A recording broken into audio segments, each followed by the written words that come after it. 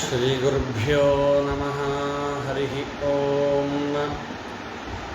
ಯೋऽन्तಃ ಪ್ರವಿಶ್ಯ ಮಮ ವಾಚಮಿಮಾಂ ಪ್ರಸುಪ್ತಾಂ ಸಂಜೀವಯತ್ಯಖಿಲ ಶಕ್ತಿಧರಸ್ವಧಾಮ್ನಾ ಅನ್ಯಾಂಶ್ಚ ಹಸ್ತಚರಣಶ್ರವಣತ್ವಗಾದೀನ್ ಪ್ರಾಣಾನ್ ನಮೋ ಭಗವತೆ ಪುರುಷಾಯ ತುಭ್ಯಂ. ಶ್ರಿಯಃ ಪತ್ಯೇ ನಿತ್ಯಾ ಗಣಿತಗುಣಮಾಣಿಕ್ಯ ವಿಶದಪ್ರಭಾಜಾಲೋಲ್ಲಾಸೋಪಹತ ಸಕಲಾವದ್ಯತಮಸೆ ಜಗಜ್ಜನ್ಮಸ್ಥೇಮ ಪ್ರಳಯರಚನಾಶೀಲವಪುಷೆ ನಮೋ ಶೇಷಾಂನಾಯ ಸ್ಮೃತಿಹೃದಯದೀಪ್ತಾಯ ಹರಯೇ. ಬುದ್ಧಿರ್ಬಲಂ ಯಶೋಧೈರ್ಯಂ ನಿರ್ಭಯತ್ವಮರೋಗದ ಅಜಾಡ್ಯಂ ವಾಕ್ಪಟುತ್ವಂ ಚ ಹನುಮತ್ಸ್ಮರಣಾದ್ ಭವೇತ್. ಅರ್ಥಿಕಲ್ಪಿತಕಲ್ಪೋऽಯಂ ಪ್ರತ್ಯರ್ಥಿಗಜಕೇಸರಿ ವ್ಯಾಸತೀರ್ಥಗುರುರ್ಭೂಯಾದಸ್ಮದಿಷ್ಟಾರ್ಥಸಿದ್ಧಯೇ. ತಪೋ ವಿದ್ಯಾ ವಿರಕ್ತ್ಯಾದಿ ಸದ್ಗುಣೋಘಾಕರಾನಹಂ ವಾದಿರಾಜಗುರುನ್ ವಂದೇ ಅಯಗ್ರೀವದಯಾಶ್ರಯಾನ್.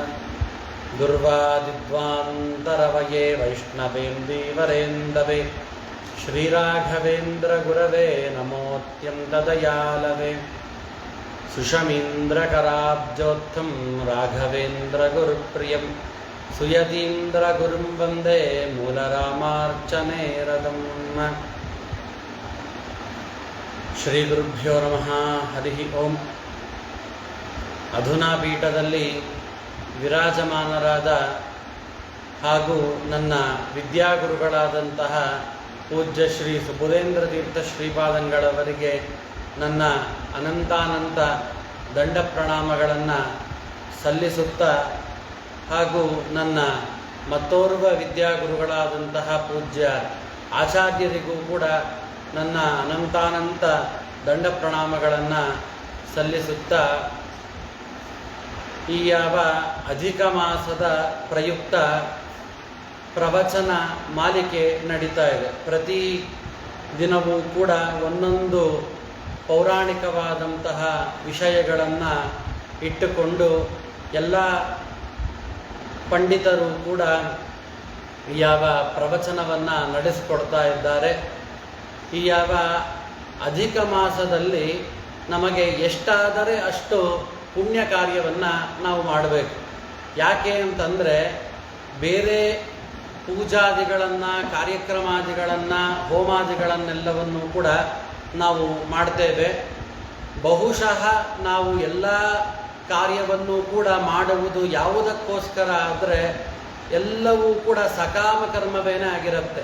ಅಂದರೆ ಯಾವುದಾದರೂ ಒಂದು ಫಲದ ಅಪೇಕ್ಷೆಯನ್ನು ಇಟ್ಟುಕೊಂಡು ನಾವು ಏನು ಕಾರ್ಯಕ್ರಮಾದಿಗಳನ್ನು ಮಾಡ್ತೇವೋ ಅದನ್ನು ಸಕಾಮ ಕರ್ಮ ಅಂತ ಕರೀತಾರೆ. ಆದರೆ ಯಾವ ಅಧಿಕ ಮಾಸದಲ್ಲೇನಿದೆ, ಈ ಅಧಿಕ ಮಾಸದಲ್ಲಿ ಪುರುಷೋತ್ತಮ, ಆನಂದ ಪುರುಷೋತ್ತಮ ನಾಮಕನಾದಂತಹ ಭಗವಂತನ ಪ್ರೀತಿಗೋಸ್ಕರ ಮಾಡ್ತಕ್ಕಂತಹ ಕಾರ್ಯ. ಯಾವುದಾದರೂ ಒಂದು ಫಲದ ಅಪೇಕ್ಷೆ ಇತ್ತು ಅಂತಂದರೆ ಇದರ ಪುಣ್ಯ ಅನ್ನೋದು ಬರೋದಿಲ್ಲ. ಕೇವಲ ಪುರುಷೋತ್ತಮ ನಾಮಕನಾಗಿರ್ತಕ್ಕಂತಹ ಭಗವಂತನ ಪ್ರೀತಿಗೋಸ್ಕರ ಮಾತ್ರ ಈ ಯಾವ ಅಧಿಕ ಮಾಸದಲ್ಲಿ ಯಾವುದಾದರೂ ಪ್ರವಚನಾದಿಗಳನ್ನು ಮಾಡಿಸುವುದಾಗಬಹುದು, ಪ್ರವಚನಾದಿಗಳನ್ನು ಹೇಳುವುದಾಗಬಹುದು, ಬೇರೆ ಅಪೋಪದಾನಾದಿಗಳನ್ನು ಮಾಡುವುದಾಗಬಹುದು, ಅಥವಾ ದೇವಪೂಜಾದಿಗಳನ್ನು ಮಾಡುವುದಾಗ್ಬೋದು, ಮಾಡಿಸುವುದಾಗ್ಬೋದು, ದೇವಸ್ಥಾನಾದಿಗಳಿಗೆ ದಾನಾದಿಗಳನ್ನು ಕೊಡುವುದಾಗ್ಬೋದು. ಏನೇ ಒಂದು ಕಾರ್ಯಕ್ರಮವನ್ನು ನಾವು ಮಾಡಿದರೂ ಕೂಡ ಅದರಲ್ಲಿ ನಮಗೆ ಫಲದ ಅಪೇಕ್ಷೆ ಇರಬಾರ್ದು. ಕೇವಲ ಆನಂದ ಪುರುಷೋತ್ತಮ ನಾಮಕನಾದ ಭಗವಂತನ ಪ್ರೀತಿ ಮಾತ್ರ ನಮಗೆ ಉದ್ದೇಶ ಇರಬೇಕು. ಅಂತಹ ಉದ್ದೇಶ ಇದ್ದು ನಾವು ಏನು ಕಾರ್ಯವನ್ನು ಮಾಡ್ತೇವೋ ಅಂತಹ ಕಾರ್ಯವು ಸಫಲವಾಗುತ್ತೆ. ನಾವು ಫಲದ ಅಪೇಕ್ಷೆಯನ್ನು ನಾವು ಪಡೋದೇ ಬೇಡ.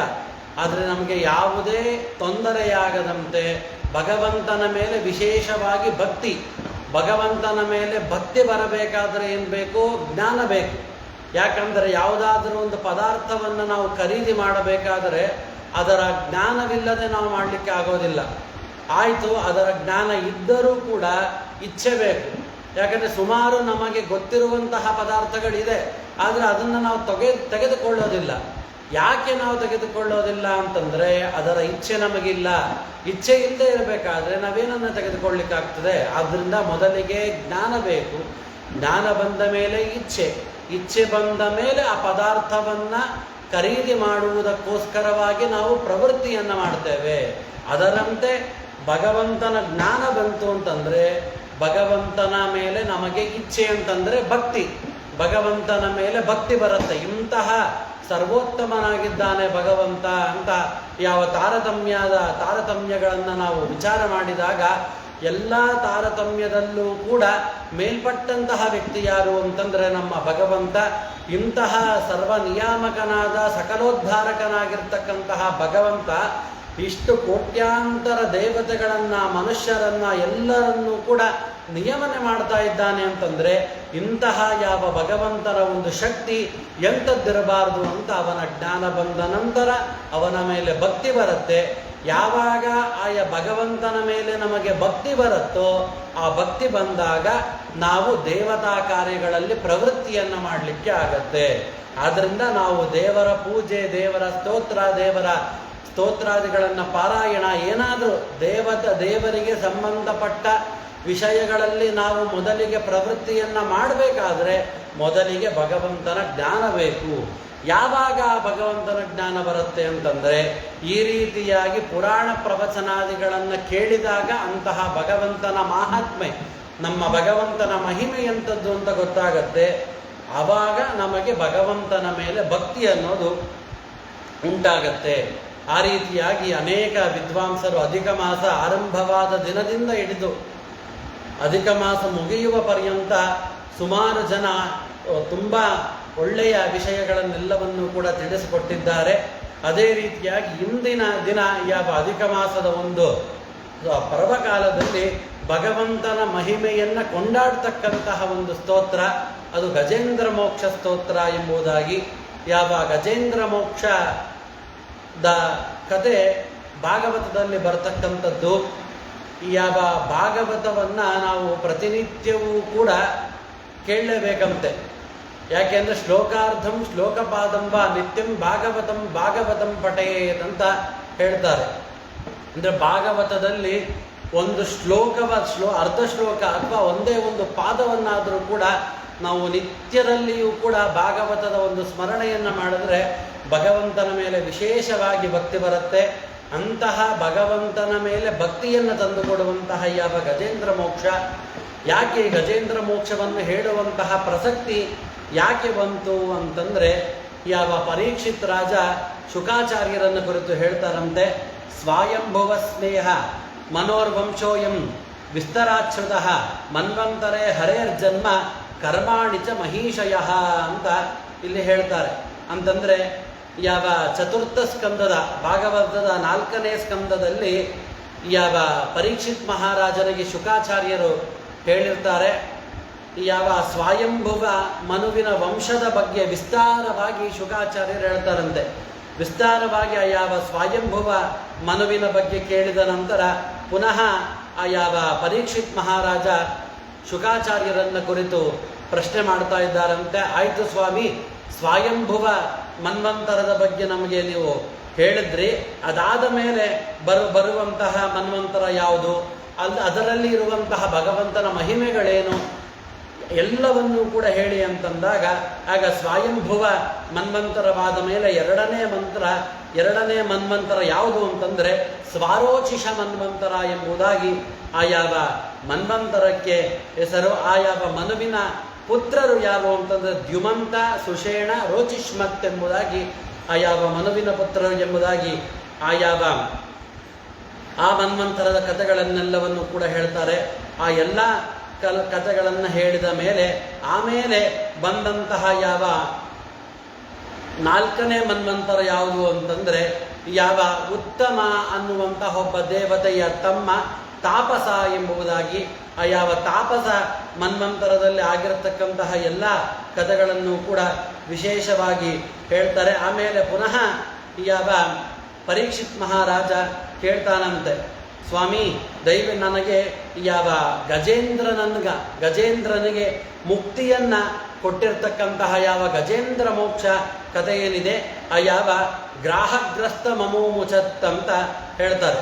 ಅಂದರೆ ತುಂಬ ಕಷ್ಟಪಡ್ತಿರ್ತಕ್ಕಂತಹ, ತುಂಬ ಮೊಸಳೆಯಿಂದ ತುಂಬ ನೋವನ್ನು ಅನುಭವಿಸಿರ್ತಕ್ಕಂತಹ ಯಾವ ಗಜೇಂದ್ರನೇನಿದ್ದಾನೋ ಆ ಗಜೇಂದ್ರನಿಗೆ ಮುಕ್ತಿಯನ್ನು ಕೊಟ್ಟಿರ್ತಕ್ಕಂತಹ ಕತೆ. ಆ ಯಾವ ಕಥೆಯನ್ನು ನಮಗೆ ಹೇಳಿ ಎಂಬುದಾಗಿ ಇಲ್ಲಿ ಕೇಳ್ತಾರಂತೆ. ಯಾಕೆ ಭಗವಂತನ ಕಥೆಯನ್ನು ಯಾಕೆ ಕೇಳಬೇಕು ನಾವು ಅಂತಂದರೆ, ಅದನ್ನು ಪರೀಕ್ಷಿತ್ ಮಹಾರಾಜ ಕೇಳ್ತಾನೆ. ತತ್ಕಥಾಃ ಸುಮಹಾಪುಣ್ಯ ದಮ್ಯಾಃ ಸ್ವಸ್ತ್ಯನಾಃ ಶುಭಾಃ ಯತ್ರ ಯತ್ರೋತ್ತಮ ಶ್ಲೋಕೋ ಭಗವಾನ್ ಗೀಯತೆ ಹರಿಹಿ ಅಂತ ಹೇಳ್ತಾರಂತೆ. ಆ ಯಾವ ಭಗವಂತನ ಕೀರ್ತಿ ಏನಿದೆ, ಉತ್ತಮವಾದಂತಹ ಕೀರ್ತಿ, ಬೇರೆ ಯಾರ ಕೀರ್ತಿಗೂ ಕೂಡ ಸಾದೃಶ್ಯವನ್ನು ಹೇಳಲಿಕ್ಕೇನೆ ಬರೋದಿಲ್ಲ. ಅಂತಹ ಉತ್ತಮವಾಗಿರ್ತಕ್ಕಂತಹ ಕೀರ್ತಿ ನಮ್ಮ ಭಗವಂತಂದು. ಆದ್ದರಿಂದಾಗಿ ಅವನ ಗುಣಗಾನವನ್ನು ಮಾಡಿದರೆ ಅದೇ ಒಂದು ಪುಣ್ಯಕರ. ಬೇರೆ ದಾನ ಧರ್ಮಾದಿಗಳನ್ನು ಮಾಡೋದು ಬೇಕಾಗಿಲ್ಲ. ಭಗವಂತನ ಗುಣಗಳನ್ನು ಬಾಯಿಂದ ಬಿಟ್ಟು ಹೊರಗಡೆ ಹೇಳಿದರೆ ಸಾಕು, ಅದೇನೆ ಅತ್ಯಂತ ಪುಣ್ಯಕರ. ಇನ್ನು ಅಷ್ಟೇ ಅಲ್ಲ, ಇನ್ನು ಏನಾಗತ್ತೆ ಅಂತಂದರೆ ಯತ್ರೋತ್ತಮ ಶ್ಲೋಕೋ ಭಗವಾನ್ ಗೀಯತೆ ಹರಿಹಿ. ಯಾರು ಯಾವ ಅವನ ಭಗವಂತನ ಕಥೆಯನ್ನು ಕೇಳ್ತಾರೋ ಅವರ ಜನ್ಮ ಅನ್ನೋದು ಧನ್ಯವಾಗೋಗತ್ತೆ, ಅವರಿಗೆ ಉತ್ತಮವಾದಂತಹ ಕ್ಷೇಮ ಉಂಟಾಗತ್ತೆ. ಇನ್ನು ಅಷ್ಟೇ ಅಲ್ಲ, ಮಂಗಳಕರವಾಗತ್ತೆ. ಆದ್ದರಿಂದಾಗಿ ಆ ಯಾವ ಭಗವಂತನ ಕಥೆಯನ್ನು ನೀವು ಹೇಳಿ ಅಂತ ಹೇಳಿದಾಗ ಆಯಿತು ಅಂತ ಶುಕಾಚಾರ್ಯರು ಆ ಯಾವ ಗಜೇಂದ್ರನಿಗೆ ಮುಕ್ತಿಯನ್ನು ಕೊಟ್ಟಂತಹ ಯಾವ ಗಜೇಂದ್ರ ಮೋಕ್ಷ ಇದೆಯೋ, ಆಗ ಯಾವ ಗಜೇಂದ್ರ ಮೋಕ್ಷದ ಕಥೆಯನ್ನು ಹೇಳಬೇಕು ಅಂತ ಆರಂಭ ಮಾಡ್ತಾರೆ. ಹೇಗೆ ಗಜೇಂದ್ರನಿಗೆ ಆ ಮೊಸಳೆ ಗಜೇಂದ್ರನ ಪಾದವನ್ನು ಯಾಕೆ ಹಿಡಿತು, ಗಜೇಂದ್ರನಿಗೆ ಸಂಕಷ್ಟ ಅನ್ನೋದು ಯಾಕೆ ಬಂತು, ಯಾವ ಸ್ಥಳದಲ್ಲಿ ಯಾವ ಸನ್ನಿವೇಶಗಳಾಗಿದ್ದು, ಯಾವ ಸ್ಥಳದಲ್ಲಿ ಅನ್ನೋದನ್ನು ಪ್ರತಿಯೊಂದನ್ನು ಕೂಡ ನಿಧಾನವಾಗಿ ಹೇಳೋದಕ್ಕೆ ಆರಂಭ ಮಾಡ್ತಾರೆ. ಆಸೀದ್ ಗಿರಿವರೋ ರಾಜನ್ ತ್ರಿಕೂಟ ಇತಿ ವಿಶ್ರುತಃ ಕ್ಷೀರೋದೇ ನಾವೃತ ಶ್ರೀಮಾನ್ ಯೋಜನಾ ಯುಧಮುಚ್ಛ್ರಿತ ಅಂತ ಇಲ್ಲಿ ಹೇಳ್ತಾರೆ. ಆ ಯಾವ ತ್ರಿಕೂಟ ಪರ್ವತ ಹೇಗಿತ್ತು, ಆ ಯಾವ ತ್ರಿಕೂಟ ಪರ್ವತ ಹೇಗಿತ್ತು ಅಂತಂದರೆ, ಆ ಯಾವ ತ್ರಿಕೂಟ ಪರ್ವತ ಏನಿದೆ ಕ್ಷೀರ ಸಮುದ್ರದಿಂದ ಸುತ್ತುವರಿಯಲ್ಪಟ್ಟಿತ್ತಂತೆ. ಅಂದರೆ ಆ ಯಾವ ತ್ರಿಕೂಟ ಪರ್ವತ ಇದ್ದರೆ ಅದರ ಸುತ್ತಲೂ ಕೂಡ ಕ್ಷೀರ ಸಮುದ್ರ ಇತ್ತು. ಅಲ್ಲಿ ಆ ಯಾವ ಕ್ಷೀರ ಸಮುದ್ರದ ಒಂದು ಮಧ್ಯದಲ್ಲಿ ತ್ರಿಕೂಟ ಎಂಬುದಾಗಿ ಸುಪ್ರಸಿದ್ಧ, ಒಳ್ಳೆಯ ನೋಡಲಿಕ್ಕೆ ಬಹಳ ಸುಂದರವಾಗಿರ್ತಕ್ಕಂತಹ ಮಹಾಪರ್ವತ ಇತ್ತಂತೆ. ಈ ಪರ್ವತದ ಉದ್ದ ಎಷ್ಟಿತ್ತು ಅಂತಂದರೆ ನೋಡ್ರಿ, 10,000 ಯೋಜನ ಎತ್ತರ ಇತ್ತಂತೆ. ಉದ್ದ ಅಲ್ಲ, ಎಷ್ಟು ಎತ್ತರವಿತ್ತು ಯಾವ ತ್ರಿಕೂಟ ಪರ್ವತ ಅಂತಂದರೆ 10,000 ಯೋಜನದಷ್ಟು ಎತ್ತರವಾಗಿರ್ತಕ್ಕಂತಹದ್ದು ಯಾವ ತ್ರಿಕೂಟ ಪರ್ವತ. ಇನ್ನು ಅಷ್ಟೇ ಅಲ್ಲ, ತಾವದಾ ವಿಸ್ತೃತ ಪರ್ಯತ್ ತ್ರಿಭಿಶೃಂಗೈ ಪಯೋನಿದಂ ದಿಶಶ್ಚ ರೋಚಯನ್ನಾಸ್ತೆ ರೌಕ್ಷ್ಯಾಯಸ ಹಿರಣ್ಮಯೈಹಿ ಅಂತ ಹೇಳ್ತಾರೆ. ಅಂದರೆ ಎಷ್ಟು 10,000 ಯೋಜನದಷ್ಟು ಎತ್ತರದಲ್ಲಿ ಇತ್ತು. ಕೇವಲ ಎತ್ತರ ಮಾತ್ರ 10,000 ಯೋಜನದಷ್ಟು ಅಲ್ಲ, ಆ ಯಾವ ಪರ್ವತದ ಗಾತ್ರ ಸುತ್ತಲೂ ಕೂಡ ಆ ಯಾವ ಪರ್ವತದ ಗಾತ್ರವೂ ಕೂಡ ಅಷ್ಟೇ ವಿಸ್ತಾರವಾಗಿ ಇದೆ. ಇನ್ನು ಈ ಯಾವ ತ್ರಿಕೂಟ ಪರ್ವತಕ್ಕೆ 3 ಶಿಖರಗಳಿದೆಯಂತೆ. ಎಂಥದ್ದು ಅಂತಂದರೆ, ನಾವು ನೋಡ್ತಕ್ಕಂತಹ ಒಂದೊಂದೇ ಶಿಖರಗಳಲ್ಲ, 3 ಶಿಖರಗಳಿದೆ. ಆ ಯಾವ 3 ಶಿಖರಗಳು ಕೂಡ ಎಂತಹದ್ದು ಅಂತಂದರೆ, ಒಂದು ರಜತಮಯವಾಗಿರ್ತಕ್ಕಂತಹ ಒಂದು ಶಿಖರ, ಇನ್ನೊಂದು ಲೋಹಮಯವಾಗಿರ್ತಕ್ಕಂತಹ ಶಿಖರ, ಇನ್ನೊಂದು ಬಂಗಾರಮಯವಾಗಿರ್ತಕ್ಕಂತಹ ಶಿಖರ. ಈ ನೋಡ್ರಿ ಶಿಖರ ಹೆಂಗಿತ್ತು ಅಂತಂದರೆ, ಸಮುದ್ರಕ್ಕೇನೆ ಅಲಂಕಾರಪ್ರಾಯವಾಗಿತ್ತಂತೆ ಈ ಶಿಖರ. ನೋಡ್ರಿ, ಸಮುದ್ರದ ಹತ್ತಿರದಲ್ಲಿರ್ತಕ್ಕಂತಹ ಮನೆಗಳನ್ನು, ರೆಸಾರ್ಟ್ಗಳನ್ನು ನಾವು ನೋಡ್ತೇವೆ. ನಾವು ಸಮುದ್ರದ ಹತ್ತಿರದಲ್ಲಿರ್ತಕ್ಕಂತಹ ರೆಸಾರ್ಟ್ಗಳಿಗೆ ಯಾಕೆ ಹೋಗ್ತೀವಿ ಅಂತಂದರೆ, ಸಮುದ್ರದ ಹತ್ತಿರ ಇರೋದ್ರಿಂದ ಅದು ಸೌಂದರ್ಯಮಯವಾಗಿರುತ್ತೆ, ನೋಡಲಿಕ್ಕೆ ತುಂಬ ಚೆನ್ನಾಗಿರುತ್ತೆ, ಮನಸ್ಸಿಗೆ ಒಂದು ಶಾಂತಿ ಸಿಗತ್ತೆ ಅಂತ ಸಮುದ್ರದ ಹತ್ತಿರ ಇರುವಂತಹ ಮನೆಗಳಿಗೆ, ರೆಸಾರ್ಟ್ಗಳಿಗೆ ನಾವು ಹೋಗ್ತೇವೆ. ಆದರೆ ಈ ನೋಡ್ರಿ, ಈ ಯಾವ ಶಿಖರಗಳು ಸಮುದ್ರವಿದ್ದದ್ದರಿಂದ ಈ ಶಿಖರಗಳಿಗೆ ಅಲಂಕಾರಪ್ರಾಯವಾಗಿರಲಿಲ್ಲ. ಇಲ್ಲಿ ಈ ಶಿಖರದಿಂದಲೇ ಸಮುದ್ರಕ್ಕೆ ಅಲಂಕಾರಪ್ರಾಯವಾಗಿತ್ತು. ಅಂತಹ ಅದ್ಭುತವಾಗಿರ್ತಕ್ಕಂತಹ ಶಿಖರ. ಇನ್ನು ಅಷ್ಟೇ ಅಲ್ಲ, ಮತ್ತೆ ಆ ಯಾವ ಅಲ್ಲಿನ ಪರಿಸರ ವಾತಾವರಣ ಹೇಗಿತ್ತು ಅಂತಂದ್ರೆ, ಸದಾ ನಿರ್ನಿಜ್ಯಮಾನಾಂಗ್ರಿಹಿ ಸಮಂತಾತ್ ಪಯ ಊರ್ಮಿವಿಹಿ ಕರೋತಿ ಶ್ಯಾಮಲಾಂ ಭೂಮಿಂ ಶುಭೈರ್ ಮರತ ಕಾಶ್ಮಿವಿಹಿ ಅಂತ ಹೇಳ್ತಾರಂತೆ. ಆ ಯಾವ ಪರ್ವತದ ಹತ್ರ ಸುಮಾರು ಮರಗಳಿತ್ತಂತೆ. ಆ ಮರಗಳ ಕೆಳಗಡೆ ನೀರಿನ ಅಲೆಗಳು ನೀರು ಬರ್ತಾ ಇರ್ತದಂತೆ. ಆ ಯಾವ ಒಳ್ಳೆಯ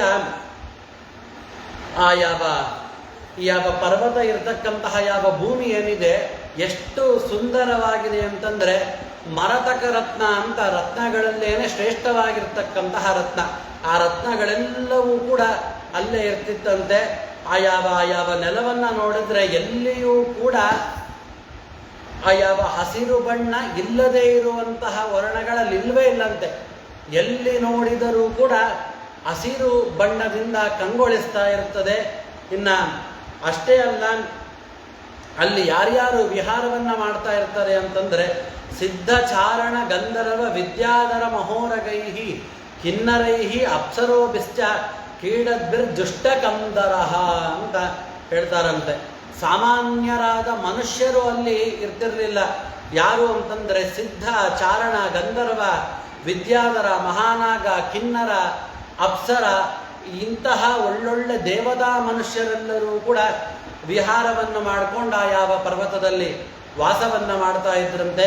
ಮತ್ತೆ ಇನ್ಹೇಗಿತ್ತು ಅಂತಂದ್ರೆ, ಯತ್ರ ಸಂಗೀತ ಸನ್ನಾದೇಹಿ ನದದ್ಗುಹ ಮಮರ್ಷಯ ಅಭಿಗರ್ಜಂತಿ ಹರಯ ಶ್ಲಾಘಿನ ಪರಶಂಕಯ ಅಂತ ಹೇಳ್ತಾರೆ. ಗಂಧರ್ವರೆಲ್ಲರೂ ಕೂಡ ಅಲ್ಲಿ ಸಂಚಾರವನ್ನ ಮಾಡ್ತಾ ಇದ್ರು ಅಂತ ನಾವು ಕೇಳಿದ್ವಿ. ಗಂಧರ್ವರೆಲ್ಲರೂ ಕೂಡ ಸುಮ್ಮನೆ ಸಂಚಾರವನ್ನ ಮಾಡೋದಿಲ್ಲ, ಒಳ್ಳೆಯ ಸಂಗೀತನಾದವನ್ನ ಮಾಡಿಕೊಂಡು ಅಲ್ಲಿ ಸಂಚಾರವನ್ನ ಮಾಡ್ತಾ ಇರ್ತಾರೆ.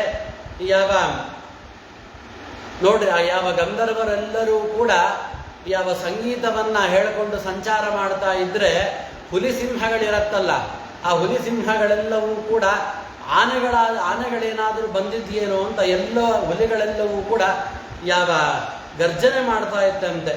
ಯಾಕೆ ಅಂತಂದ್ರೆ ಯಾವ ಒಂದು ಶಬ್ದವೂ ಕೂಡ ಆಗ್ತಿರ್ಲಿಲ್ಲ. ಸುಮ್ಮನೆ ಒಂದು ಸಂಗೀತವನ್ನು ಹಾಡಿದರೂ ಕೂಡ ಸಾಕು, ಅಲ್ಲಿರುವಂತಹ ಎಲ್ಲ ಪ್ರಾಣಿಗಳಿಗೂ ಕೂಡ ಆ ಸಂಗೀತದ ಧ್ವನಿ ಅನ್ನೋದು ಕೇಳಿಸ್ತಾ ಇತ್ತು. ಇಷ್ಟು ಪ್ರಶಾಂತವಾಗಿರ್ತಕ್ಕಂಥದ್ದು. ಇನ್ನು ಅಷ್ಟೇ ಅಲ್ಲ, ಇಂತಹ ಬಗೆಯ ಪಶುಗಳು ಇಲ್ಲ ಅಂತ ಇಲ್ಲ. ಎಲ್ಲ ಲೋಕದಲ್ಲಿ ಸುಂದರಮಯವಾಗಿರ್ತಕ್ಕಂತಹ ಪಶು ಪಕ್ಷಿಗಳು ಯಾವ್ದ್ಯಾವ್ದಿದೆಯೋ ಎಲ್ಲವೂ ಕೂಡ ಆ ಯಾವ ತ್ರಿಕೂಟ ಪರ್ವತದಲ್ಲಿ ತುಂಬಿದೆ. ವಿಶೇಷವಾಗಿ ಅದಕ್ಕೆ ಒಳ್ಳೆಯ ಶೋಭೆ ಬಂದಿರ್ತದೆ. ಇನ್ನು ಅಷ್ಟೇ ಇಲ್ಲ, ಯಾವ ನೀರು ತಿಳಿಯಾಗಿರ್ತಕ್ಕಂತಹ ನೀರು ಹರಿತಾ ಇದ್ರೆ, ಆ ಯಾವ ಹರಿತಾ ಇರುವಂತಹ ಎಲ್ಲ ಶಬ್ದಗಳು ಕೂಡ ಎಲ್ಲರಿಗೂ ಕೂಡ ಕೇಳಿಸ್ತಾ ಇತ್ತಂತೆ. ಅಲ್ಲಿ ಉತ್ತಮವಾದ ಒಳ್ಳೆಯ ಸುವಾಸನೆಯನ್ನು ಕೊಡ್ತಕ್ಕಂತಹ ಪುಷ್ಪಗಳಿತ್ತು. ಆ ಯಾವ ಪುಷ್ಪದ ಒಂದು ಪರಿಮಳದಿಂದ ಗಾಳಿ, ವಿಶೇಷವಾಗಿ ಒಳ್ಳೆಯ ಪರಿಮಳ ಯುಕ್ತವಾಗಿರ್ತಕ್ಕಂತಹ ಗಾಳಿ ಅಲ್ಲಿ ಬರ್ತಾ ಇತ್ತಂತೆ. ಅಲ್ಲೇನೆ ಒಂದು ಯಾವ ವರುಣ ದೇವರ ಋತುಮಂತ ಅನ್ನುವಂತಹ ಒಂದು ವಿಶೇಷವಾದಂತಹ ಉದ್ಯಾನವನವೂ ಕೂಡ ಅಲ್ಲಿ ಇತ್ತಂತೆ. ಇನ್ನು ಅಷ್ಟೇ ಅಲ್ಲ, ಅಲ್ಲಿರ್ತಕ್ಕಂತಹ ಗಿಡ ಮರಗಳು ಯಾವುದು ಅಂತಂದ್ರೆ, ನಾವು ನಮ್ಮ ಪರಿಸರದಲ್ಲಿ ಯಾವಾಗೋ ಒಮ್ಮೆ ನೋಡುವಂತಹ ಗಿಡ ಮರಗಳು ಯಾವ್ದ್ಯಾವ್ದಿದೆಯೋ ಎಲ್ಲವೂ ಕೂಡ ಅಲ್ಲಿರ್ತಂತೆ. ನೋಡ್ರಿ, ಚಂಪಕ, ಪ್ರಿಯಾಲ, ಪನಸ ವೃಕ್ಷ, ಆಮ್ರಾತಕ, ಕ್ರಮುಕ, ನಾರಿಕೇಲ, ಖರ್ಜೂರ, ಬೀಜಪೂರ, ಮದಕ, ಸಾಲ, ತಾಲ, ತಮಾಲ, ಆಸನ, ಅರ್ಜುನ, ಅರಿಷ್ಟ, ಉದುಂಬರ, ಪ್ಲಕ್ಷ, ವಟ, ಕಿಂಶುಕ, ಚಂದನ, ಈ ರೀತಿಯಾಗಿ ಸುಮಾರು ಏನಿಲ್ಲ ಅಂದ್ರೆ 100 ಅದ್ಭುತವಾಗಿರ್ತಕ್ಕಂತಹ ಮರಗಳ ಸಂಖ್ಯೆಯನ್ನು ಗ್ರಂಥದಲ್ಲಿ ಕೊಟ್ಟಿದ್ದಾರೆ. ಅವೆಲ್ಲವನ್ನೂ ಕೂಡ ಹೇಳಲಿಕ್ಕೆ ಆಗೋದಿಲ್ಲ. ಆದರೆ ನೋಡ್ರಿ, ನಾವು ಒಂದೇ ಒಂದು ಬಗೆಯ ಮಾವಿನನ್ನ ನಾವು ನಮ್ಮ ಪರಿಸರದಲ್ಲಿ ನೋಡ್ತೇವೆ. ಸುಮಾರು ಅಂದರೆ ಒಂದು 10 ರಿಂದ 15 ಬಗೆಯ ಮಾವಿನ ವೃಕ್ಷಗಳನ್ನು ನಾವು ನೋಡ್ಬೋದು. ಆದರೆ ನಾವು ಎಂದೂ ನೋಡದೇ ಇರತಕ್ಕಂತಹ ಮಾವಿನ ವೃಕ್ಷಗಳು ಸುಮಾರಿದೆ.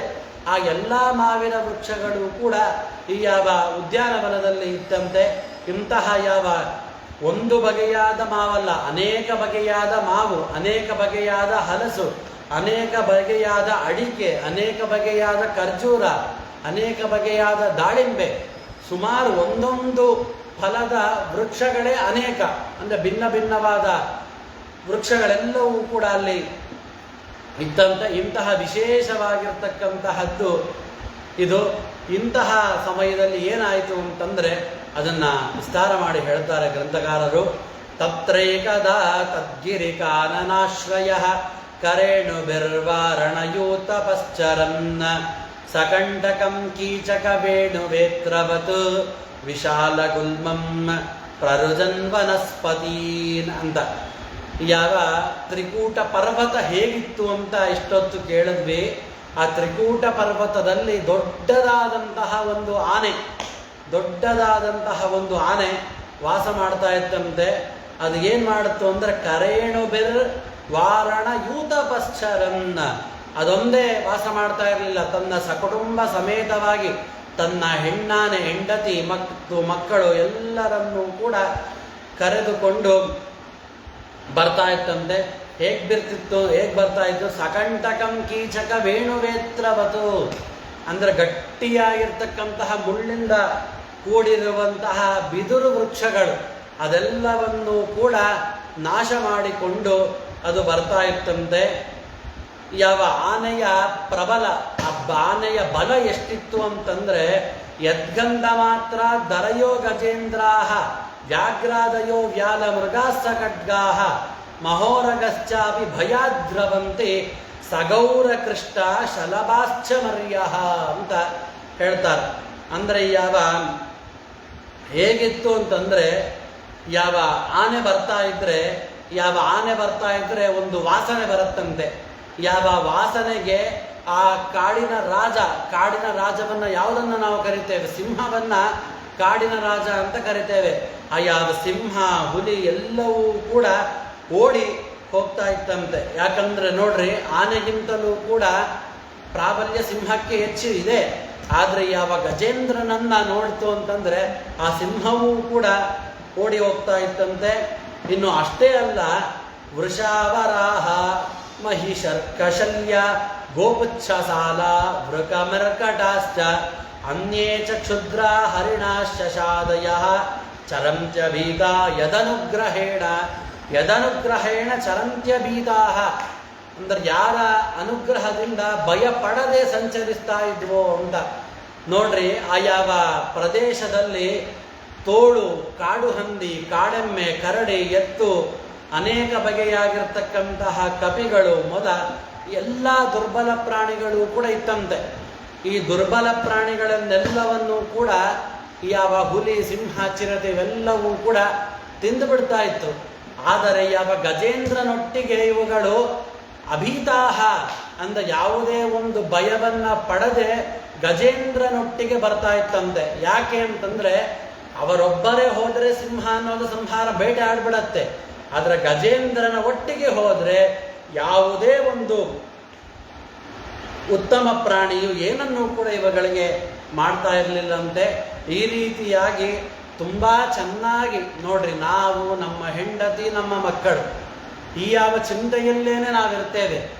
ಇಷ್ಟೆಲ್ಲ ಸುಖವಾಗಿ ನಾವು ಇದ್ದೇವೆ ಅಂದರೆ ಅದಕ್ಕೆ ಕಾರಣನಾದವನು ಭಗವಂತ. ಆ ಭಗವಂತನನ್ನು ನಾವು ಆಶ್ರಯಿಸಬೇಕು, ಭಗವಂತನನ್ನ ಸ್ತೋತ್ರ ಮಾಡಬೇಕು, ಭಗವಂತನಿಗೆ ಅರ್ಚನೆಯನ್ನು ಮಾಡಬೇಕು, ಅವನ ಕಥೆಗಳನ್ನು ಶ್ರವಣ ಮನನ ನಿಧಿಧ್ಯಾಸನಾದಿಗಳನ್ನು ಮಾಡಬೇಕು ಅಂತ ಶಾಸ್ತ್ರ ಹೇಳುತ್ತೆ.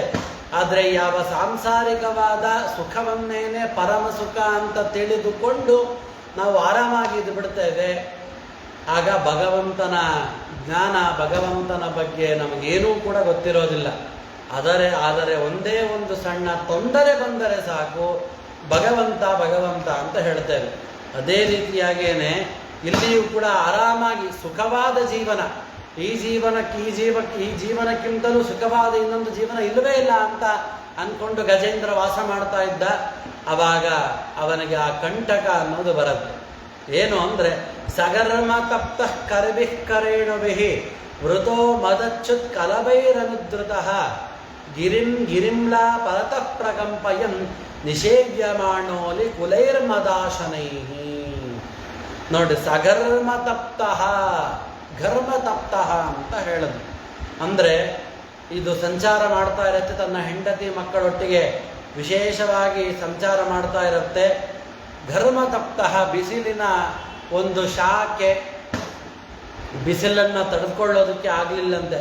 ಆವಾಗ ಯಾವ ಜಲ ಬೇಕು ಅಂತ ನೀರನ್ನು ಹುಡುಕಿಕೊಂಡು ಹೋಗುತ್ತಂತೆ. ಹುಡುಕಿಕೊಂಡು ಹೋದಾಗ ಬೆಟ್ಟದ ಸುತ್ತಲೂ ಕೂಡ ತುಂಬ ಬಿಸಿಲು, ಏನನ್ನ ಮಾಡಬೇಕು ಅಂತ ಗೊತ್ತಾಗೋದಿಲ್ಲ. ಆಗ ತುಂಬ ಬೆವರ್ತಾನಂತೆ. ಬೆವರ್ದಾಗ ಆಗ ಕಣ್ಣು ತಿರುಗ್ತಾ ಇರುತ್ತಂತೆ. ಆವಾಗ ಏನಾಗತ್ತೆ, ಸರೋನಿಲಂ ಪಂಕಜರೇಣು ರೂಷಿತಂ ಜಿಘ್ರನ್ನ ದೂರಾಂ ಮದವಿಹ್ವಲೇಕ್ಷಣ ವೃತಶ್ಚ ಯೂಥೇನ ತೃಷಾರ್ಧಿತೇನ ತತ್ಸರೋವರಾಭ್ಯಾಸಮತಾಗಮದ್ರುತಂ. ಈ ರೀತಿಯಾಗಿ ತುಂಬ ಬಿಸಿಲಿನ ಶಾಖೆಗೆ ಅವನು ತುಂಬ ಸುಸ್ತಾಗಿ ಹೋಗಿರ್ತಾನೆ. ಆಗ ಒಂದು ಸರೋವರದಿಂದ ಬರತಕ್ಕಂತಹ ಗಾಳಿ ಬರುತ್ತೆ, ಒಳ್ಳೆಯ ಉತ್ತಮವಾದಂತಹ ಒಂದು ನೀರಿನ ಶಬ್ದಗಳು ಕೇಳಿಸುತ್ತೆ. ಕೇಳಿಸಿದಾಗ ಎಲ್ಲ ಆನೆಗಳನ್ನು ಕೂಡ ಬೇಗ ಕರೆದುಕೊಂಡು ಆ ಯಾವ ನೀರಿನ ಪ್ರದೇಶಕ್ಕೆ ಹೋಗ್ತಾರಂತೆ. ನೀರಿನ ಪ್ರದೇಶಕ್ಕೆ ಹೋಗಿ ಆ ಯಾವ ನೀರು ಹೇಗಿತ್ತು ಅಂತಂದರೆ, ಆ ನೀರಿನಲ್ಲಿ ಕೆನ್ನೈದಿಲೆ ಪುಷ್ಪಗಳೆಲ್ಲವೂ ಕೂಡ ಬೆಳೆದಿರ್ತವಂತೆ. ಉತ್ತಮವಾದಂತಹ ಸುಗಂಧದಿಂದ ಕೂಡಿದೆ, ಅಮೃತದ ರೀತಿಯಾಗಿತ್ತಂತೆ ಆ ನೀರು.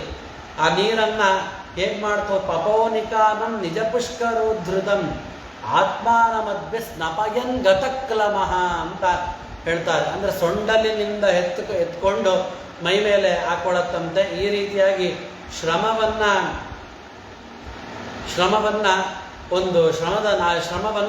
ಕಳೆದುಕೊಳ್ಳೋದು, ಇದು ತಾತ್ಕಾಲಿಕವಾಗಿರ್ತಕ್ಕಂತಹ ಶ್ರಮವನ್ನು ಕಳೆದುಕೊಳ್ಳೋದು. ಯಾಕೆ ಅಂತಂದರೆ, ಇವಾಗ ನಾವು ಸುಖವಾಗಿದ್ದೇವೆ ಅಂತ ತಿಳಿದುಕೊಳ್ತೇವೆ, ಆದರೆ ಮುಂದಿನ ಸಮಯದಲ್ಲಿ ಎಷ್ಟು ಅನರ್ಥಗಳು ಉಂಟಾಗತ್ತೆ, ಎಷ್ಟು ತೊಂದರೆಗಳು ಬರುತ್ತೆ ಅನ್ನುವುದರ ಪರಿಜ್ಞಾನವನ್ನೇನೆ ಪಡೆಯದೆ ಇದೇ ಪರಮ ಸುಖ ಅಂತ ನಾವು ತಿಳಿದುಕೊಂಡಿರ್ತೇವೆ.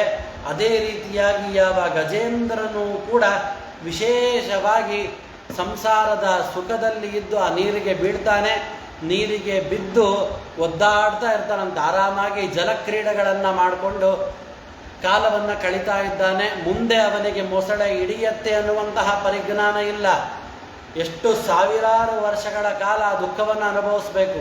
ನೋಡ್ರಿ, ನಾವು ಮನುಷ್ಯರು ಎಷ್ಟು ಅಧಮರಾಗಿದ್ದೇವೆ, ಏನೂ ಕೂಡ ನಮ್ಮ ಕೈಯಲ್ಲಿಲ್ಲ ಅನ್ನೋದನ್ನು ಇದೊಂದು ದೃಷ್ಟಾಂತ ಸಾಕು. ಕೆಲವೊಮ್ಮೆ ಅಂದ್ಕೊಳ್ತೇವೆ, ದೇವರು ಒಳ್ಳೆಯ ಬುದ್ಧಿಯನ್ನು ಕೊಟ್ಟಿದ್ದಾನೆ, ನೋಡಲಿಕ್ಕೆ ಒಳ್ಳೆಯ ಕಾಲನ್ನು ಕೊಟ್ಟಿದ್ದಾನೆ, ಒಳ್ಳೆಯ ಕಣ್ಣನ್ನು ಕೊಟ್ಟಿದ್ದಾನೆ, ಮಾತನಾಡಲಿಕ್ಕೆ ನಾಲಿಗೆಯನ್ನು ಕೊಟ್ಟಿದ್ದಾನೆ, ತಿಳಿದುಕೊಳ್ಳೋದಕ್ಕೆ ಒಂದು ಜ್ಞಾನದ ಮಟ್ಟವನ್ನು ಕೊಟ್ಟಿದ್ದಾನೆ, ಕೈಕಾಲುಗಳು ಎಲ್ಲವೂ ಕೂಡ ಚೆನ್ನಾಗಿದೆ. ನಮ್ಮನ್ನು ಮೀರಿಸುವಂತಹ ವ್ಯಕ್ತಿಗಳು ಲೋಕದಲ್ಲಿ ಯಾರೂ ಕೂಡ ಇಲ್ಲ ಅಂತ ತಿಳಿದುಕೊಂಡು ನಾವು ಕಾಲವನ್ನು ಕಳೀತಾ ಇರ್ತೇವೆ. ನೋಡ್ರಿ, ಈ ಕ್ಷಣದಲ್ಲಿ ನಾವು ಇಲ್ಲಿದ್ದೇವೆ, ಮುಂದಿನ ಕ್ಷಣದಲ್ಲಿ ನಾವು ಬದುಕಿರ್ತೀವಿ ಅಂತ ಹೇಳಲಿಕ್ಕೂ ಆಗೋದಿಲ್ಲ. ಅಷ್ಟು ನಾವು ಏನೂ ಕೂಡ ನಾವು ಮಾಡಲಿಕ್ಕಾಗೋದಿಲ್ಲ. ಎಲ್ಲವೂ ಕೂಡ ಭಗವಂತನ ಅಧೀನ. ಅದಕ್ಕೆ ಅವನಿಗೆ ಸರ್ವಾತ್ಮಕ, ಸರ್ವತಂತ್ರ, ಸ್ವತಂತ್ರ, ಸರ್ವಜ್ಞ ಅಂತ ಸುಮ್ಮನೆ ಕರೆಯೋದಂತ ಅಲ್ಲ. ಎಲ್ಲವನ್ನೂ ಕೂಡ ಯಾವ ವ್ಯಕ್ತಿಗಳು ಯಾವ ಕ್ಷಣದಲ್ಲಿ ಏನನ್ನ ಮಾಡಬೇಕು ಅಂತ ಎಲ್ಲವನ್ನೂ ಕೂಡ ಪಟ್ಟಿ ಮಾಡಿ ಇಟ್ಟುಬಿಟ್ಟಿರ್ತಾನೆ. ಅವನ ಒಂದು ಅನುಗ್ರಹವಿಲ್ಲದೆ, ಅವನ ಕಾರುಣ್ಯವಿಲ್ಲದೆ ನಾವೇನನ್ನೂ ಕೂಡ ಮಾಡಲಿಕ್ಕೆ ಆಗೋದಿಲ್ಲ. ತೇನ ವಿನ ತೃಣಮಪಿನ ಚಲತೆ ಅಂತ ಹೇಳ್ತದೆ ಶಾಸ್ತ್ರ, ವೇದಗಳೆಲ್ಲವೂ ಕೂಡ. ಒಂದು ಹುಲ್ಲು ಕಡ್ಡಿ ಅಡ್ಡಾಡಬೇಕಾದ್ರೂ ಕೂಡ ಭಗವಂತನ ಅನುಗ್ರಹ ಇರಬೇಕು. ಇಂಥದ್ರಲ್ಲಿ ನಾವಾದರೂ ಕೂಡ ಏನು ಮಾಡಲಿಕ್ಕಾಗತ್ತೆ? ಏನನ್ನೂ ಕೂಡ ನಾವು ಮಾಡಲಿಕ್ಕಾಗೋದಿಲ್ಲ. ಈ ರೀತಿಯಾಗಿ ಮುಂದೆ ಬರುವಂತಹ ಕಷ್ಟದ ಆಲೋಚನೆಯನ್ನೇನನ್ನೂ ಕೂಡ ಮಾಡದೆ ಅವನು ಕಾಲವನ್ನು ಕಳೀತಾ ಇರ್ತಾನೆ ಗಜೇಂದ್ರ. ಅವಾಗ ಆಗತ್ತೆ, ತತ್ರ ಕಶ್ಚಿನ್ ನೃಪದೈವ ಚೋದಿತೋ ಗ್ರಾಹೋ ಬಲೀಯಾಂ ಶರಣೇರುಷಾಗ್ರಹ ಯದೃಚ್ಛಯೈವಂ ವ್ಯಸನಂ ಗತೋ ಗಜೋ ಯಥಾ ಬಲಂ ಸೋತಿ ಬಲೋ ವಿಚಕ್ರಮೇ. ನೋಡ್ರಿ, ದೈವ ಪ್ರೇರಣೆ ಏನಿನರ್ತೋ, ದೈವ ಪ್ರೇರಣೆಯನ್ನು ಮೀರಿ ಯಾವ ಮನುಷ್ಯರು ಏನನ್ನೂ ಕೂಡ ಮಾಡಲಿಕ್ಕೆ ಆಗೋದಿಲ್ಲ. ಇಲ್ಲಾಚಾರ್ಯ, ಮುಂದೆ ಬರುವ ಕಷ್ಟಗಳನ್ನು ಪರಿಹಾರ ಮಾಡಲಿಕ್ಕೆ ಜ್ಯೋತಿಷ್ಯ ಶಾಸ್ತ್ರ ಇದೆ. ಜ್ಯೋತಿಷ್ಯ ಶಾಸ್ತ್ರದಲ್ಲಿ ಮುಂದೆ ಏನಾಗತ್ತೆ ಅನ್ನೋದು ಗೊತ್ತಾಗತ್ತೆ. ಅದನ್ನು ಪರಿಹಾರ ಮಾಡ್ಕೊಂಡು ಬಿಡ್ತೇವೆ ಅಂತಂದರೆ, ಜ್ಯೋತಿಷ್ಯ ಶಾಸ್ತ್ರ ಬೇರೆ ಯಾವ ಶಾಸ್ತ್ರವನ್ನು ಇಟ್ಕೊಂಡ್ರೂ ಕೂಡ ಮುಂದೆ ಆಗುವುದು ಸಂಪೂರ್ಣವಾಗಿ ತಿಳಿಯತ್ತೆ ಅಂತ ಹೇಳಲಿಕ್ಕೆ ಬರೋದಿಲ್ಲ. ಅದು ಮೊದಲನೇದು. ತಿಳಿದರೂ ಕೂಡ ಅದನ್ನು ತಪ್ಪಿಸ್ಲಿಕ್ಕೆ ಆಗೋದಿಲ್ಲ. ಅದಕ್ಕೆ ಪ್ರಾಯಶ್ಚಿತ್ತ, ಬರುವಂತಹ ಯಾವ ಕಷ್ಟಗಳಿದೆಯೋ ಕಷ್ಟವನ್ನು ಕಡಿಮೆ ಮಾಡಿಕೊಳ್ಳುವುದಕ್ಕೋಸ್ಕರವಾಗಿ ಪ್ರಾಯಶ್ಚಿತ್ತವನ್ನು ಮಾಡಿಕೊಳ್ಳಲಿಕ್ಕೆ ಶಾಸ್ತ್ರ ಇದೆಯೇ ಹೊರತು ಅದನ್ನು ತಪ್ಪಿಸ್ಲಿಕ್ಕೆ ಆಗೋದಿಲ್ಲ. ಪ್ರಾರಬ್ಧ ಕರ್ಮವನ್ನು ಅನುಭವಿಸಲೇಬೇಕು. ಪ್ರಾರಬ್ಧ ಕರ್ಮವನ್ನು ಪರಿಹಾರ ಮಾಡಲಿಕ್ಕೆ, ಅಯ್ಯೋ ಇಷ್ಟೊಂದು ಪುಣ್ಯ ಕಾರ್ಯವನ್ನು ಮಾಡ್ತಾ ಇದ್ದೇವೆ, ಪ್ರಾರಬ್ಧ ಕರ್ಮದ ಪರಿಹಾರವಾಗಿಲ್ಲ ಅಂದರೆ ಹೇಗೆ ಅಂತ ನೀವು ಕೇಳಬಹುದು. ಆದರೆ ಪ್ರಾರಬ್ಧ ಕರ್ಮದ ಪರಿಹಾರವಾಗೋದಿಲ್ಲ. ಈ ಪುಣ್ಯ ಕಾರ್ಯದಿಂದ ಭಗವಂತನ ಒಂದು ಅನುಗ್ರಹ ಆಗತ್ತೆ. ಮುಂದೆ ಪಾಪ ಕಾರ್ಯವನ್ನು ಮಾಡದೇ ಇರುವಂತೆ ಭಗವಂತ ನಮ್ಮನ್ನು ತಡಿತಾನೆ. ಆದರೆ ಪ್ರಾರಬ್ಧ ಕರ್ಮವನ್ನು ತಪ್ಪಿಸಲಿಕ್ಕೆ ಆಗೋದಿಲ್ಲ. ಪ್ರಾರಬ್ಧ ಕರ್ಮವನ್ನು ಅನುಭವಿಸಲೇಬೇಕು. ಅದೇ ರೀತಿಯಾಗಿ ದೈವ ಪ್ರೇರಣೆಯಿಂದ ಯದೃಚ್ಛಯೈವಂ ವ್ಯಸನಂ ಗತೋ ಗಜೋ ಯಥಾಬಲಂ ಸೋತಿ ಬಲೋ ವಿಚಕ್ರಮೇ. ಬಲಿಷ್ಠವಾಗಿರ್ತಕ್ಕಂತಹ ಒಂದು ಮೊಸಳೆ ಏನಿದೆ, ತುಂಬ ರೋಷ ಕೋಪದಿಂದ ಅವನ ಕಾಲನ್ನು ಹಿಡಿದು ಬಿಟ್ಟಿರುತ್ತೆ. ಎಷ್ಟು ಹೋರಾಡ್ತಾನೆ ಅಂತಂದರೆ ಯಥಾಬಲಂ ಸೋತಿ ಬಲೋ ವಿಚಕ್ರಮೆ ಅಂತ ಹೇಳ್ತಾರೆ. ಆ ಯಾವ ಗಜೇಂದ್ರನಿಗೆ ಅವನ ಪರಾಕ್ರಮ ಎಂಥದ್ದು ಅಂತ ಹೇಳಿದೆ. ಬೇರೆ ಇತರ ಪ್ರಾಣಿಗಳೆಲ್ಲವೂ ಕೂಡ ಅವನನ್ನು ಹಿಂಬಾಲಿಸ್ಕೊಂಡು ಬರ್ತಿತ್ತಂತ ರಕ್ಷಣೆಗೋಸ್ಕರ. ಅಂತಹ ಬಲ ಇದೆ ಅವನಿಗೆ. ಆದರೆ ಏನನ್ನೂ ಕೂಡ ಮಾಡಲಿಕ್ಕೆ ಆಗಲಿಲ್ಲ. ಎಷ್ಟು ಒದ್ದಾಡಿದ್ರೂ ಕಿಂಚಿತ್ತೂ ಕೂಡ ಬಿಡಿಸ್ಕೊಳ್ಳಿಕ್ಕೆ ಆಗಲಿಲ್ಲ. ಈ ರೀತಿಯಾಗಿ ತುಂಬ ಒದ್ದಾಡ್ತಾ ಇರ್ತಾನಂತೆ. ಆಗ ತಥಾತುರಂ ಯೂಥ ಪತಿಂ ಕರೇಣವೋ ವಿಕೃಷ್ಯಮಾಣಂ ತರಸಾ ಬಲೀಯಸ ವಿಚಿಕೃಷರ್ ದೀನಧಿಯೋ ಪರೇ ಗಜಾಃ ಪಾರ್ಶ್ವನಿಗ್ರಹಾಸ್ತಾರಯಿತುಂ ನ ಚಾಶಕನ್ನ. ಯಾವ ಸೆಳಿತಾ ಇದೆಯಂತ ಯಾವ ಮೊಸಳೆ ಗಜೇಂದ್ರನ ಕಾಲನ್ನು ಸೆಳಿತಾ ಇರುತ್ತೆ. ಆವಾಗ ಗಜೇಂದ್ರನ ಸಂಸಾರ ಇತ್ತಲ್ಲ, ತಮ್ಮ ಹೆಂಡತಿ ಮಕ್ಕಳು ಎಲ್ಲರೂ ಕೂಡ ಇದ್ದರು. ಅವರೆಲ್ಲರೂ ಕೂಡ ಎಷ್ಟು ಪ್ರಯತ್ನವನ್ನು ಪಡ್ತಾರಂತ ಗಜೇಂದ್ರನನ್ನು ನೋಡ್ರಿ. ಒಂದು ಆನೆಯನ್ನು ರಕ್ಷಣೆ ಮಾಡಲಿಕ್ಕೋಸ್ಕರವಾಗಿ 10 ಆನೆಗಳು ಬಂತಂತೆ, 100 ಆನೆಗಳು ಬಂತಂತೆ. ಎಷ್ಟು ಆನೆಗಳು ಬಂದರೂ ಕೂಡ ಯಾವ ಒಂದು ಆನೆಗಳು ಕೂಡ ಏನನ್ನೂ ಕೂಡ ಮಾಡಲಿಕ್ಕೆ ಆಗಲಿಲ್ಲ. ಎಷ್ಟು ಎಳಿತಾ ಇದ್ದಾರೆ, ಆದರೂ ಕೂಡ ಏನನ್ನೂ ಕೂಡ ಅವ್ರಿಗೆ ಸ್ವಲ್ಪವೂ ಕೂಡ ಬಿಡಿಸ್ಕೊಳ್ಳಿಕ್ಕೆ ಆಗೋದಿಲ್ಲ. ಆಗ ಇನ್ನು ಅದು ತುಂಬ ಗಜೇಂದ್ರ ಪ್ರಯತ್ನ ಪಡ್ತಾನಂತೆ. ಪ್ರಯತ್ನ ಪಟ್ಟಾಗ ಏನನ್ನೂ ಕೂಡ ಮಾಡಲಿಕ್ಕೆ ಆಗಲಿಲ್ಲ. ಎಷ್ಟು ವರ್ಷಗಳು ಈ ಯಾವ ಬಿಡಿಸಿಕೊಳ್ಳುವಂತಹ ಪ್ರಯತ್ನವನ್ನು ಗಜೇಂದ್ರ ಎಷ್ಟು ವರ್ಷ ಮಾಡಿದ ಅಂತಂದರೆ, ಸಮಾಸಹಸ್ರಂ ಯಗಮನ್ಮಹೀಪತೆ ಸಪ್ರಾಣಯೋಶ್ಚಿತ್ರ ಮಮಂಸ ತಾಮರಾಹ ಅಂತ ಇಲ್ಲಿ ಹೇಳ್ತಾರೆ. ಎಷ್ಟು ಪ್ರಯತ್ನ ಮಾಡ್ದ ಅಂದರೆ 1000 ವರ್ಷಗಳವರೆಗೂ ಪ್ರಯತ್ನವನ್ನು ಪಡ್ತಾನೆ. 1000 ವರ್ಷಗಳು ಪ್ರಯತ್ನ ಪಟ್ಟರೂ ಕೂಡ ಆ ಯಾವ ಗಜೇಂದ್ರನಿಗೆ ಮೊಸಳೆಯಿಂದ ಕಾಲನ್ನು ಬಿಡಿಸಿಕೊಳ್ಳಿಕ್ಕೆ ಆಗೋದೇ ಇಲ್ವಂತೆ. ಯಾವ ಅವರಿಬ್ಬರ ಹೋರಾಟವನ್ನು ನೋಡಿ ದೇವತೆಗಳೇನೆ ಆಶ್ಚರ್ಯ ಪಡ್ತಾ ಇರ್ತಾರಂತೆ. ಆಗ ಇನ್ನ ಏನಾಯಿತು ಅಂತಂದ್ರೆ ನೋಡ್ರಿ, ಇದೇ ರೀತಿಯಾಗಿ ಯುದ್ಧವನ್ನು ಮಾಡ್ತಾ ಇದ್ದಾರೆ. ಕಾಲೇನ ದೀರ್ಘೇಣ ಮಹಾನಭೂತ್ವ್ಯಯ, ತುಂಬ ದೀರ್ಘಕಾಲ ಯುದ್ಧ ಆಗ್ತಾ ಇದೆ. ವಿಕೃಷ್ಯಮಾಣಸ್ಯ ಜಲೇ ವಸೀದತೋ ವಿಪರ್ಯಯೋ ಭೂತ್ ಸಕಲಂ ಜಲೋಕಸಃ. ಯುದ್ಧ ಮಾಡ್ತಾ ಇದ್ದಂತೆ ಗಜೇಂದ್ರನ ಶಕ್ತಿ ಕ್ಷೀಣವಾಗ್ತಾ ಇದೆ. ಆ ಯಾವ ಮೊಸಳೆಯ ಶಕ್ತಿ ವೃದ್ಧಿ ಆಗ್ತಾ ಇದ್ದಂತೆ. ಮೊಸಳೆ ಹಿಡಿದು ಬಿಟ್ಟಿದೆ, ಬಿಡ್ತಾ ಇಲ್ಲ. ಗಜೇಂದ್ರ ತುಂಬ ಪ್ರಯತ್ನ ಪಡ್ತಾ ಇದ್ದಾನೆ, ಅವನಿಗೆ ಬಿಡಿಸ್ಕೊಳ್ಳೋದಕ್ಕೆ ಆಗ್ತಾ ಇಲ್ಲ. ಈ ರೀತಿಯಾಗಿ ಶಕ್ತಿ ಎಲ್ಲವೂ ಕೂಡ ಹೋಯ್ತಂತೆ. ಹೋದಾಗ ಒಂದು ಆಲೋಚನೆಯನ್ನು ಯಾವ ಗಜೇಂದ್ರ ಉತ್ತಮವಾಗಿರ್ತಕ್ಕಂತಹ ಒಂದು ಆಲೋಚನೆಯನ್ನು ಮಾಡ್ತಾನಂತೆ. ನೋಡ್ರಿ, ಇತ್ತಂ ಗಜೇಂದ್ರ ಸಯದಾಪ ಸಂಕಟಂ ಪ್ರಾಣಸ್ಯ ದೇಹಿ ವಿವಸೋ ಯದೃಚ್ಛಯ ಅಪಾರಯನ್ನಾತ್ಮ ವಿಮೋಕ್ಷಣೆ ಚಿರಂ ದಧ್ಯಾಮಿಮಾಂ ಬುದ್ಧಿ ಮತಾಭ್ಯಪದ್ಯತ ಅಂತ ಹೇಳ್ತಾರಂತೆ. ನೋಡ್ರಿ, ಪ್ರಾಣ ಸಂಕಟ ಆಗ್ತಾ ಇದೆ ಗಜೇಂದ್ರನಿಗೆ. ನೋಡ್ರಿ, ನಾವು ಸುಖವಾಗಿ ಇದ್ದಾಗ ನಮಗೆ ಎಲ್ಲವೂ ಕೂಡ ಎಲ್ಲರೂ ನಮ್ಮವರೇ ಅಂತ ಅನ್ಸತ್ತೆ.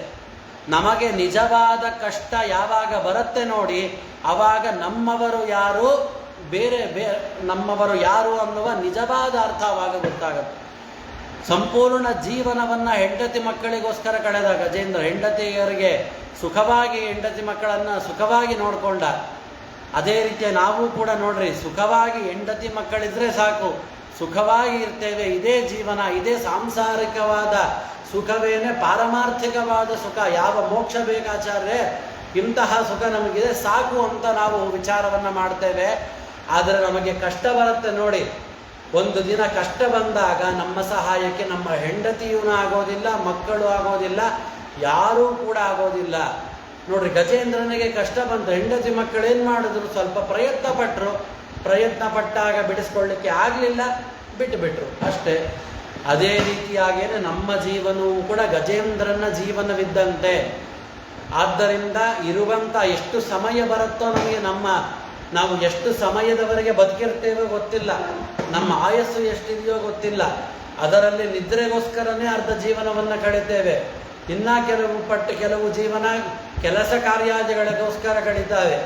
ಆದ್ದರಿಂದ ಭಗವಂತನನ್ನು ಸ್ತೋತ್ರ ಮಾಡಲಿಕ್ಕೆ, ಭಗವಂತನ ಮೇಲೆ ಭಕ್ತಿಯೇ ಬರುವಂಥ ಕೆಲಸವನ್ನು ಮಾಡಲಿಕ್ಕೆ ಭಗವಂತನ ಜ್ಞಾನ ಬೇಕು. ಈ ಜ್ಞಾನವನ್ನು ಪಡೆಯೋದಕ್ಕೋಸ್ಕರವಾಗಿ ಈ ಜೀವನವನ್ನು ಮೀಸಲಾಗಿ ಇಡಬೇಕೇ ಹೊರತು ಬೇರೆ ಯಾವುದೋ ಒಂದು ಹೆಂಡತಿ ಮಕ್ಕಳಿಗೋಸ್ಕರ ನಾವು ಈ ಜೀವನವನ್ನು ಕಳೆದ್ವಿ ಅಂತಂದರೆ, ಈ ದೇಹವನ್ನು ರಕ್ಷಣೆ ಮಾಡಲಿಕ್ಕೋಸ್ಕರ ಮಾತ್ರ ನಾವು ಈ ಜನ್ಮವನ್ನು ಪಡೆದಿದ್ದೇವೆ ಹೊರತು ಭಗವಂತನಿಗೋಸ್ಕರ ಅಲ್ಲ. ಈ ದೇಹ ರಕ್ಷಣೆ ಮನುಷ್ಯ ಜನ್ಮದಿಂದಲೇ ಆಗಬೇಕು ಅಂತಲ್ಲ. ಸಣ್ಣ ಇರುವೆಯೂ ಕೂಡ ದೇಹ ರಕ್ಷಣೆಗೋಸ್ಕರವಾಗಿ ಊಟವನ್ನು ಹುಡುಕಿಕೊಂಡು ಹೋಗುತ್ತೆ, ಹಲ್ಲಿಗಳು ಹೋಗುತ್ತೆ, ಕಪ್ಪೆ, ನಾಯಿ, ಸಿಂಹ ಎಲ್ಲವೂ ಕೂಡ ದೇಹ ರಕ್ಷಣೆಗೋಸ್ಕರ ಇರತಕ್ಕಂಥದ್ದು. ಅವರಿಗೆ ಯಾರಿಗೂ ಕೂಡ ಇಲ್ಲದೇ ಇರುವಂತಹ ಒಂದು ಬುದ್ಧಿಶಕ್ತಿ ಅನ್ನೋದು ಮನುಷ್ಯರಿಗೆ ದೇವರು ಕೊಟ್ಟಿದ್ದಾನೆ. ಕೊಟ್ಟಿರುವುದಕ್ಕೋಸ್ಕರವಾಗಿ ನಾವು ಕೃತಜ್ಞತೆಯನ್ನು ದೇವರಿಗೆ ಕೊಡಬೇಕು. ಏನು ಕೃತಜ್ಞತೆ? ಬೇರೆ ಯಾವ ಕಾರ್ಯಗಳನ್ನು ಕೂಡ ನಾವು ಮಾಡಲಿಕ್ಕೆ ಬರೋದಿಲ್ಲ. ಆದ್ದರಿಂದ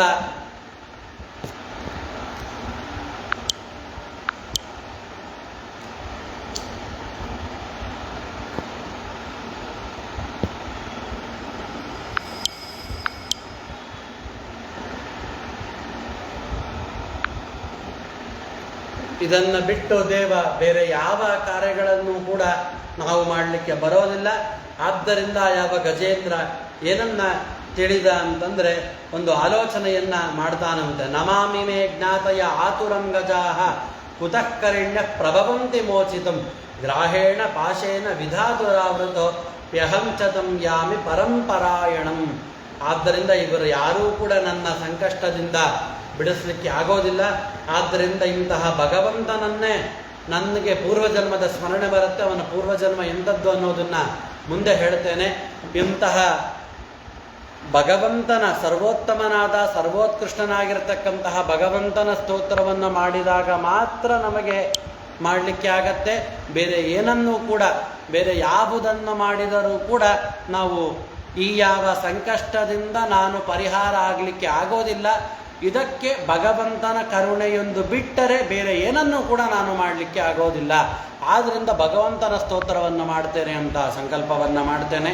ಮುಂದೆ ಯಾವ ರೀತಿಯಾಗಿ ಭಗವಂತನ ಸ್ತೋತ್ರವನ್ನು ಮಾಡ್ತಾನೆ, ಆ ಯಾವ ಮೊಸಳೆಯ ಇಂದ ಯಾವ ರೀತಿಯಾಗಿ ಮುಕ್ತಿಯನ್ನು ಪಡಿತಾನೆ, ಇದರಿಂದ ನಾವು ತಿಳಿದುಕೊಂಡಿರ್ತಕ್ಕಂತಹ ಒಂದು ಒಳ್ಳೆಯ ಉದ್ದೇಶ ಏನು ಎಲ್ಲವನ್ನೂ ಕೂಡ ನಾಳೆಯ ದಿನ ಪ್ರವಚನದಲ್ಲಿ ತಿಳಿಯೋಣ ಅಂತ ಹೇಳ್ತಾ ನನ್ನ ಉಪನ್ಯಾಸವನ್ನು ಭಾರತೀಯ ರಮಣ ಮುಖ್ಯ ಪ್ರಾಣಾಂತರ್ಗತ ಸೀತಾಪತಿ ಶ್ರೀಮನ್ ಮೂಲರಾಮಚಂದ್ರಾಭಿನ್ನರಾದ ನಮ್ಮ ಕುಲದೇವರಾದ ಪದ್ಮಾವತಿ ಸಮೇತ ಲಕ್ಷ್ಮೀ ವೆಂಕಟೇಶ್ವರ ದೇವರಲ್ಲಿ ಅರ್ಪಣೆ ಮಾಡ್ತಾ ಇದ್ದೇನೆ.